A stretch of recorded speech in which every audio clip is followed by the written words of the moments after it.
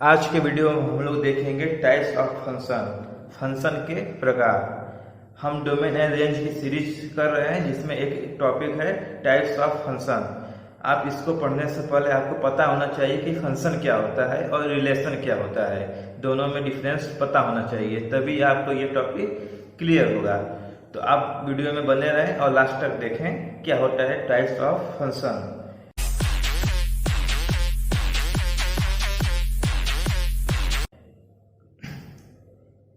यहाँ हमारे पास दो इक्वेशन है। पहला इक्वेशन है y equal to x square minus 5x plus 6। दूसरा इक्वेशन है y equal to x plus 3। अगर हम इसका ग्राफ बनाएं, अगर आपको ग्राफ बनाने नहीं आता है तो आप जियोजेब्रा अपने मोबाइल में इंस्टॉल कर सकते हैं, जिस पर आप आसानी से ग्राफ बना सकते हैं। बाद में जाके मैं आपको ग्राफ बनाना सिखाऊंगा, लेकिन अभी के लिए आप जियोजेब्रा का यूज कर सकते हैं। अगर हम इस इक्वेशन का ग्राफ बनाएं, ठीक है, तो हम कुछ इस तरह बनेगा। ये एक रफ है चित्र। इसमें आप देख सकते हैं कि जो इक्वेशन है इसको हम इस तरह लिख सकते हैं, y equal to f x. इसका मतलब होता है कि एक फंक्शन है जिसको हम x के रूप में लिख सकते हैं, ठीक है। अब इस ग्राफ में देखिए, ये x एक्सिस के अलोंग फैला हुआ है और y एक्सिस के अलोंग भी फैला हुआ है। जो ये x एक्सिस के अलोंग फैला है उसको हम बोलते हैं कि ग्राफ का ये डोमेन है, और जो y एक्सिस के अलोंग फैला है उसको बोलते हैं ये ग्राफ का रेंज है, ठीक है। इस वाले केस में क्या है कि ये ग्राफ बहुत बड़ा है, माइनस इन्फिनिटी से प्लस इन्फिनिटी तक फैला हुआ है। लेकिन हमें ये तो डोमेन है, लेकिन हमें जब इसका यूज करना होता है तो हम सभी नंबरों को यूज नहीं कर सकते हैं, क्योंकि इन्फिनाइट नंबर को रखना और उसका यूज करना इम्पॉसिबल होता है। तो हम क्या करते हैं कि अपने सुविधा के अनुसार इस ग्राफ का कुछ डोमेन नंबर निकालते हैं, ठीक है। जैसे कि इस वाले केस में हम निकालते हैं 0 से लेकर 4 तक। अगर हमारे पास 0 1 2 3 4 है तो इस नंबर को हम x के प्लेस पर रखेंगे, ठीक है। तो हमें एक y जनरेट होगा।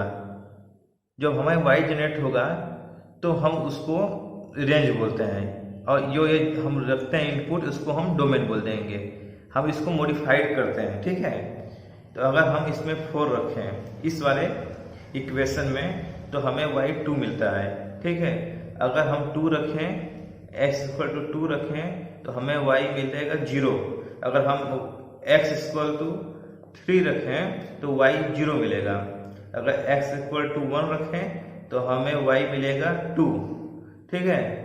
तो हमारे पास कुछ इनपुट और कुछ आउटपुट हो गए। हम इन्हीं इनपुट और आउटपुट को अलग अलग लिख देते हैं इस तरह। जैसे कि बुक में शुरू में ही सेट थ्योरी जब पढ़ाई जाती है तो इस तरह लिख देते हैं। उससे पहले आप ये जानिए ये x क्या है। ये x दिखाता है कि हमारे पास एक ब्रैकेट में कुछ नंबर है। ये वही नंबर है जो हम इस एक्सिस से कुछ निकाले थे अपने सुविधा के अनुसार, क्योंकि हम इन्फिनाइट नंबर में से कुछ नंबर को चूज किए हैं। वो नंबर ये है, और y1 y2 y3 क्या है, इस नंबर को इस इक्वेशन में रखने पर जो हमें y मिला है वो अलग अलग मिलेगा ना। जैसे हम यहाँ पर 1 रखेंगे तो कुछ अलग y मिलेगा, 2 रखेंगे तो कुछ उससे अलग मिलेगा। तो हम y1 y2 y3 ये लिख लिए हैं। तो हम बुक में क्या करते हैं कि इस सेट को दिखाने के लिए इस पैटर्न का यूज करते हैं, ठीक है। और जो y1 वाला है जो रेंज है उसके लिए दूसरा गोला बनाते हैं और उसको दिखा देते हैं कि ये जो कन्वर्ट हो रहा है, एक ये fx के द्वारा कन्वर्ट हो रहा है। ये fx यही है, इक्वेशन है x square minus 5x plus 6। अगर इसमें 2 रखें तो y में 0 देगा, 3 रखें तो 0 देगा, 1 रखें तो 2 देगा, 4 रखें तो 2 देगा।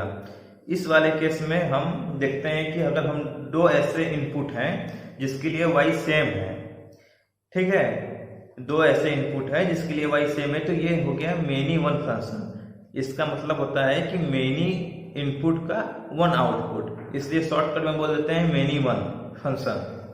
और दूसरी तरफ देखते हैं ये भी एक फंक्शन है, अब ये भी माइनस इन्फिनिटी से प्लस इन्फिनिटी तक फैला हुआ है, ठीक है।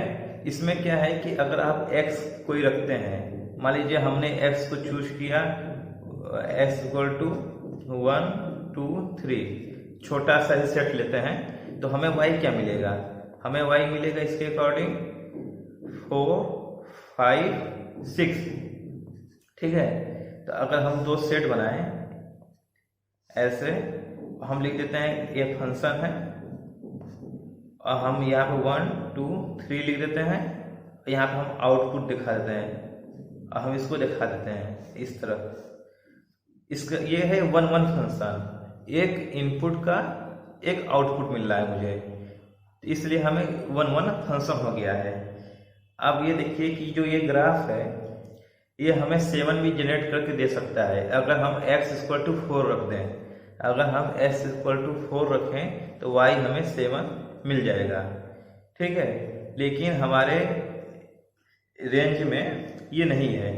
अगर हम कोई ऐसा सेट बनाएं जिसमें हम 4, 5, 6, 7, 8 सब लिख दें, जितने ये पॉसिबल हैं उस सब लिख दें या तो कुछ एक्स्ट्रा लिख दें।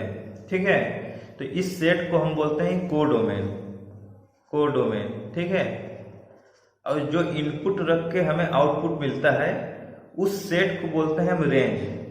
5, 4, 5, 6 ये हमारा रेंज हो गया।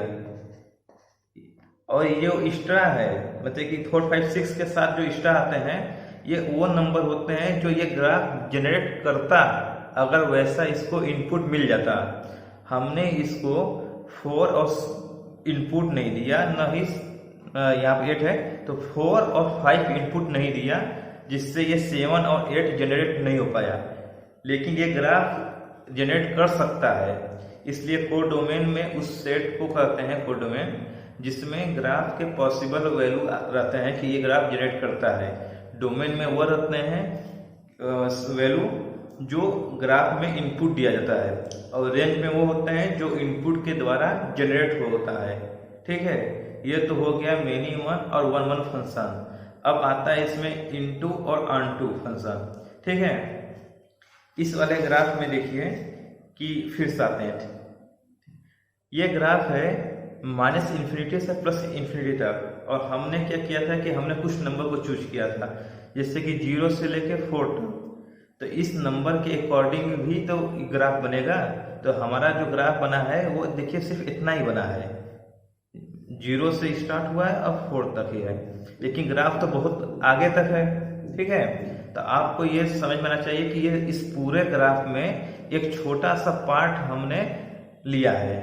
ठीक है, इसका मतलब क्या हुआ, आप इंग्लिश में पढ़े होंगे कि कोई कमरा है, उसमें कोई बालक या कुछ भी वस्तु है, तो हम उसके लिए इन का प्रयोग करते हैं, क्योंकि ये बड़े से पार्ट में एक छोटा से मतलब अंदर कोई है।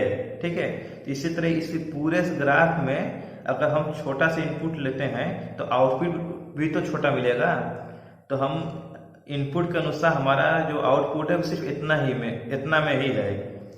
तो ये नहीं लग रहा है कि एक बड़े ग्राफ में एक छोटा सा ग्राफ को डाला गया है। इसलिए इस केस में ये इनपुट हुआ, इनटू हुआ। ठीक है, अगर हम जो डोमेन है ये पूरा नंबर ले लें, -∞ से +∞ तक ले लें, तो जो हमारा आउटपुट जनरेट होगा वो पूरा ग्राफ जनरेट करेगा। ठीक है, उस केस में क्या होगा कि ये ऑन टू हो जाएगा। ऑन टू का मतलब होता है कि किसी बॉक्स के ऊपर दूसरा बॉक्स रख देना। ठीक है, जब हमारा पूरा ग्राफ जनरेट हो जाएगा तो वो ऑन टू हो जाएगा। अगर हमारा कोई भी ग्राफ का पार्ट जनरेट होगा, पार्ट का मतलब कि हम इतना जनरेट करें या इतना करें, पूरा ना करें, तो वो इनटू केस में आता है।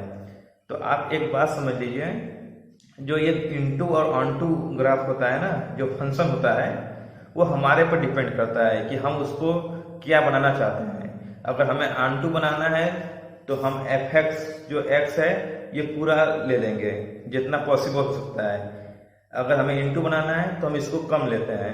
ठीक है, तो हमारे ऊपर रहता है कि कोई भी फंक्शन ऑनटू है या इनटू है, ये हमारे पर डिपेंड करता है कि हम कैसा इनपुट उसको दे रहे हैं। आपको ये बात क्लियर होगी। अभी मैं कॉन्सेप्ट बता रहा हूँ। ठीक है, आपको क्वेश्चन करवाऊंगा इस पर, तब आपको अच्छे से क्लियर होगा। तो अगर आपको ये वीडियो अच्छे लगे तो अपने दोस्तों में शेयर कीजिए और हमारे चैनल को सब्सक्राइब कीजिए, क्योंकि मैं एक एक कॉन्सेप्ट आपको क्लियर करूंगा कि ये क्या है और क्यों है। तो आप बने रहिए हमारे साथ।